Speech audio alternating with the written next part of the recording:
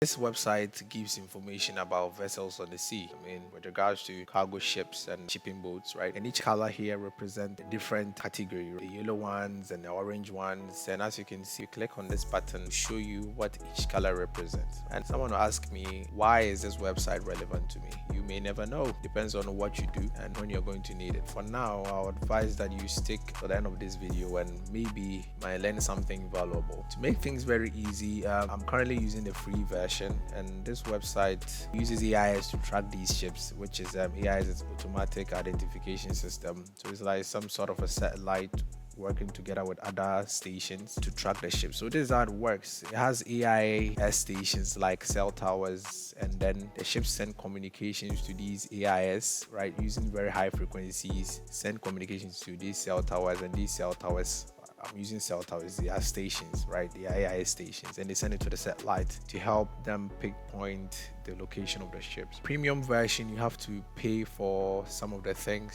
so which has made it easier for me because in order to reduce the number of vessels on the screen, I'll go ahead and click this button because this button will reduce it to the vessels that currently not operating under the AIS because I'm not using the premium version. Now let's go straight to why we are here today. We will go ahead and select any of these ships, and let me tell you this: the spherical shapes the spherical shapes indicates that these ships are anchored ships or are anchored vessels, and the arrow-like items indicates that these ships are in motion, right, or these vessels are in motion. Ghana, for instance, and then you can see one vessel here is called Julius S. So Julius S cargo ship, if I should say, and as you can see, the current status is anchored. So you go ahead and take a look at the details. Click on the details button, and you can see like the IMO code, which is the International Marine Organization code, is assigned to every vessel on the sea, right? It's a permanent code. Even if you change the flag of the ship or the name or ownership, it still remains the same,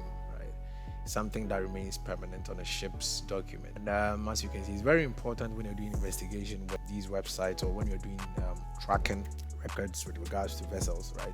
Because it's used to identify every ship. It's a unique code, just like an IP address. So I'll go ahead and copy this. Maybe it'll be relevant along the video somewhere, I don't know. But just as you can see here, the distance traveled and the speed, navigation status is anchor, like I said earlier. I was talking about the AIS stations, right? We have several AIS stations here. You can also take a look at AIS stations. So for instance, you go to Ghana, for instance. So this is one of the AIS stations in Accra. This is where it's located. So this helps identify ships or vessels that are entering into the harbor or the docking station of Ghana. Right now we can take a look at the vessel as well. It's quite very important, and can search the vessel by IMO ID, like I said. So you can search for it by that, and you can see Julius S, or you can search by flag. So let's say, okay, this time it's Germany. So you can also search by category, right? We have the cargo category. Yeah, you can also search ports. You know, these are the ports based on countries. And let me search for this port, maybe Ghana. So we have a lot of ports here. We have Accra, we have Sekondi, we have Takoradi, and we have Tema. Right, all these ports are ports in Ghana, and these are where the vessels arrive at. If you like this video, do all to like and subscribe for more content like this, and leave your comments below if you have any questions.